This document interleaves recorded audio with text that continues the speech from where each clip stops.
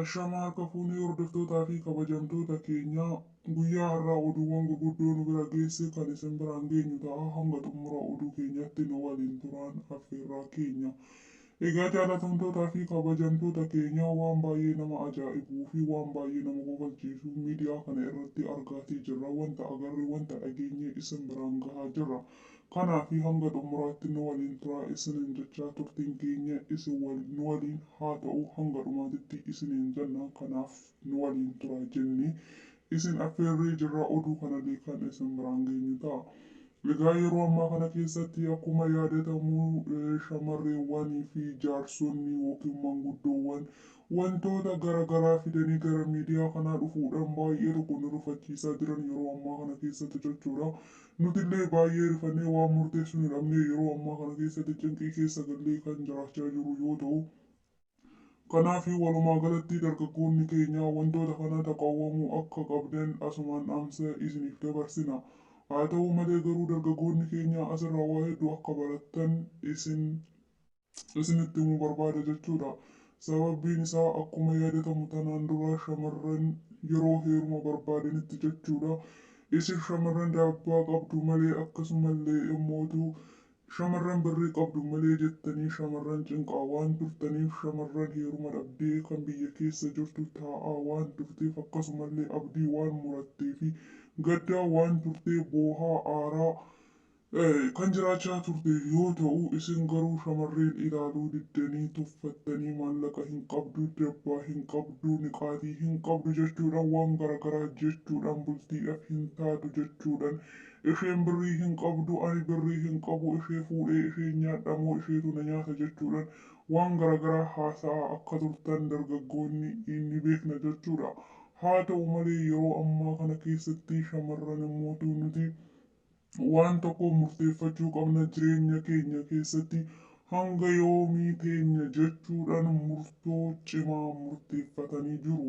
Murteen kunis maalidha yoo jettanii yeroo baay'ee dargaggoota umurii isaaniitiin walqixa ta'e eegaa turanis dargaggeessi umurii shamarree saniin walqixa fuudhuu akka hin barbaanne inni shamara dabbaa qabdu barbaada nuti dabbaa hin qabnu kan duraa hin qabne eessaa finnee magarsina jechuudhaan nyaata garaagaraa nyaachuudhaan dhugaatii garaagaraa dhuguudhaan akkasumallee ispoortii hojjechuudhaan akka dadhabanii fi makaraa hedduu akka argan dubbatanii jirani. Kanaaf iyyuu yeroo ammaa kana keessatti kan bultiidhaaf ta'u yoo jiraate jaarsa umuriin isaa waggaa 70 hanga 90 gahee isatti heerumuu qabna jechuudhaan shamarreewwan hiriira bahanii walii galanii murtoo kanarra gahanii yeroo ammaa kana keessatti jaarsota umuriin isaanii deeme waggaa 70 80 90 gahee akka heerumaa jiran oduuwwan nu geessee jirti. Kanaan durallee akkuma miidiyaa keenya irratti dubbanne jechuudha. Shamarreen jaarsa waggaa umuriin isaa 80 ol ta'u heerumuun ishee ni yaadatama. Haa ta'u malee garuu yeroo ammaa kanatti jaarsoleen kun niqaatii yookiin immoo wantoonni isaan shamara kana yommuu fuudhan itti argisiisan waan hedduu ta'uun isaanii hedduu nama dinqisiisee jira jechuudha. Innis maalidha yoo jettanii istaayiliin isaan ittiin fotoo ka'an bichaan iyyuu baqiidha. Kanaaf dargaggoonni keenya amma booda shamarran isin gattee kuttee jirti nagaatti isiniin jechuun barbaada asumaan jechuudha. Dubartoonni keenya yeroo ammaa kanatti nutu baala gizeedha jechuudhaan murtoo akkanaa kana murteessanillee isaan baay'ee ofitti gammadanii kan jiraachaa jiran ta'uu isaanii ni beeksisa.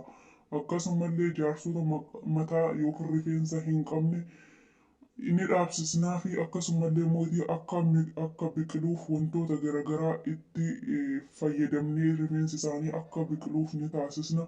Malaaxallee yoo ta'e rakkoo hin qabu kun uumama rabbiiti nu uyyuu dabbaa magarsuudhaaf waa meeqa nyaanne waa meeqa dhugne ispoortii hojjechuudhaaf jecha hojii meeqa dhiisne jechuudhaan shamarri murtoowwan kana murteessanii jaarsatti heerumaa jiraachuun isaanii ni yaadatama jechuudha.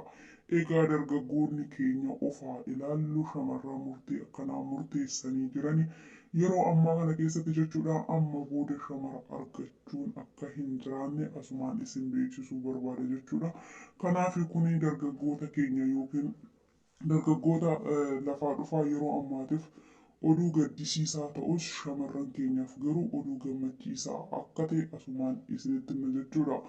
Ana as keessaa waan dinqisiise tokko yoo jiraate jaarsi kun yeroo umurii isaaniitti istaayilii akkanaa kun akka hin jirree fi yeroo ammaa kanatti garuu istaayilii akkanaatti fotoo ka'uu kanallee barataniiti yeroo isaan shamara durbaa qaxalee bishaan lagaa fakkaatu tana fuudhaniiti istaayilii kanaan fotoo ishee waliin ka'anii akkasumallee beelloo ishee uffachiisaniiti haala kanaan shamara takka yommuu fuudhan hedduu takka nama gammachiisa. Kanaaf dubartoonni keenya baga gammaddanii baga deessisan jedhee amma booda dargaggoota dhiisuu qabdanii ilaaluu hin qabdanii hanga sanaan duraa hedduu isinitti taphachaa turanii hedduu isinitti ashuufaa turanii jiru. Takka dabbaa jedhu takka maaloo jedhu dabbaa magarsuudhaaf jecha bu'aa ceeyyiin isaan hin dabarsin hin jiru. Haa ta'u malee garuu dabbaa magarsuu waan hin dandeenyeef waan baay'ee rakkachaa turaniif nyaatanis dhuganis garuu dabbaan uumamaa waan margu nutti fakkaata jechuudha. Shamarroonni tokko tokko waan dadhabbii hedduu keessa darbaniif dubbatanii jiru. Akkasumallee dargaggoonni yeroo ammaa keessatti hojii dhiisanii maallaqa shamarranii qofa taa'anii eeganii nuti hojiin nu ajjeesee jira osoo jireenya dhuunfaa keenya. Jaalatamtootaa fi kabajamtoota keenya oduun keenya akkuma itti fufetti jira jechuudha. Kanaaf dargaggoonni yeroo ammaa hojii hin hojjetanii akkasumallee maallaqa shamarranii qofa barbaadan waan ta'eef osoo nuti maallaqa hojjechuudhaaf biyya ormaa keessa walii gadi deemnu umuriin keenya deemee jira. Jaarsonni yeroo wayyoo qabanitti hojjetanii har'a maallaqa guduunfatanii kanaafiyyuu jireenyi isaa waliin bareeda jaarsotatu nuuf caalaa waxxaatota hin barbaannu amma booda jechuudhaan shamarroonni komii isaanii irra deddeebi'anii ibsatanii. Haa ta'u malee garuu amma gara gochaatitti jijjiiranii jaarsota heerumuudhaan haala kanaan mul'isanii jiran jechuudha. Waadas nama jedhu keessaa yeroo ammaa kana keessatti jaarsoleen keenya haala kanaan istaayilii suuraa ittiin ka'anillee kan hedduu namatti tolu haala ittiin nama hawwatuun akkanatti beelloo uffachiisanii shamarran yommuu fuudhaa jiran keessatti durba bishaan lagaa fakkaattu babbareedduu tana qaxalee tana jechuudha. Kanaaf dubbiin kun garam akka deemaa jiru ani hin beeku. Dargaggoonni keenya isin gorsinee dadhabnee qalbii keessan bitachuu dadhabdanii jirtanii. Shamarran keenya akka dubbachaa turanitti tanaan dura warroonni itti heerumanii jala jiraachaa turanillee osoo ishee waliin jiru feesbuukii tiiktookii seenee ati lubbuu tiyyasi malee jiraachuu hin danda'u si dhabuurra lubbuu koo dhabuu wayya. Osoo si hin dubbisin nyaanni gadi naaf hin bu'u kan gadi bu'allee olan deebisa jechuudha. Waan garaagaraa jedhanii shamarree alaalarra teessee akka janajjanaa turani. Kanaafiyyuu shamarran keenya immoo tuyyuu waan baay'ee aaranii fi waan baay'ee gaddanii dubbatanii jiran jechuudha. Kanaaf egaa hordoftoota keenya yeroo ammaa kana keessatti shamarran dhumteetii jirti. Ani yeroo baay'ee akkuma dubbadhu kan biyya keessa jirtu jaarsonni fixaa jira. Kan biyya alaa keessa jirtu baangaaleen fixaa jira jechuudha. Egaa carraan keenya waxxaatota gara fuulduraa maal akka ta'u anaaf galaa hin jiru. Waanuma hundaafiyyuu rabbiin obsa isiniif haa kennu. Qalbii keessan bitadhaa hojjetadhaa. Maallaqa shamarranii eeguu osoo hin taane akka aadaa duriitti dhiirri tokko hojjetee mana ijaarratee shamarree takka fuudhuu akka qabu asumaan isinii dhaamuu barbaada jechuudha. Warroonni dhiirotaay amma booda shamarran murtoo dhuunfaa mataa isaanii murteeffatanii jiran waan ta'eefiyyuu namni tokkollee isaan deebisuu hin danda'u waan ta'eef amma booda taraan kan keessan kan boochan taraan kan keessan yoo ta'u.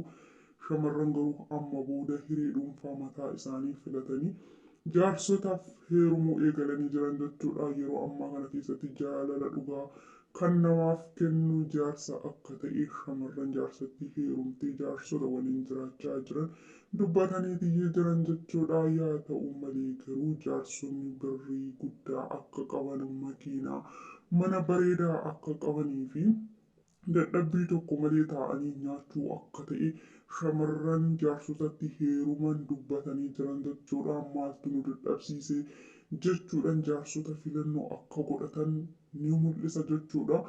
Egaa jaarsoleen umuriin isaaniitillee deemu garuu istaayiliin isaanii waa hundi isaanii hedduu takka namatti tola jechuudha. Ani baay'ee tokko itti gammade. Kanaafiyyuu dubartoonni keenya shamarran keenyaa fi jaarsoleen keenya baga gammadan baga das isin jedhe.